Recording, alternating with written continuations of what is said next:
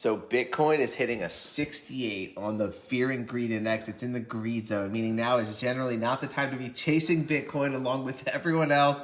You want to start looking at assets when they're in the fear zone. So buy when people are fearful, sell when people are greedy. If you're a long-term investor, you don't worry so much about the short-term fluctuations unless you're trying to buy these assets cheaper. So let's see what's going to happen to crypto and other financial assets this year. Well, right now we're looking at the average credit tightening cycle behavior of assets going back to 1871. This comes from Bank of America. So what happens is the Federal Reserve will hike interest rates, the curve will steepen, and then banks will stop lending money. So credit will tighten. That's where we are right now. That freezes up the economy. Then the Federal Reserve has to cut rates for the first time, but then damage is done to the economy too far, and so assets plummet, right? Earnings per share troughs. Earnings plummet, they end up bottoming, and that is a buying opportunity. So we haven't even seen the Fed's first rate cut, and we haven't even seen the sell-off in financial assets. But in the meantime, we stay on top of the long-term fundamentals of these assets to see if we can scoop up some deals. For instance, Hbar hash graph hitting 7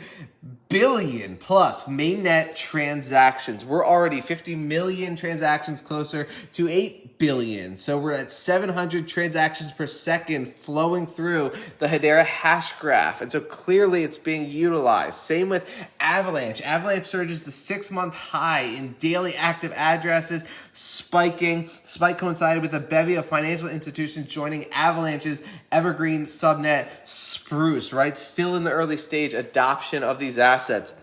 Then we have Chia trying to make a comeback. The XCH token soars 12% after Chia signals interest in going public. The company behind the Chia blockchain submitted a confidential draft registration to go public. The project's token has soared. Now, Andreessen Horowitz is an investor in Chia. If the company can go public, then they can raise some funds.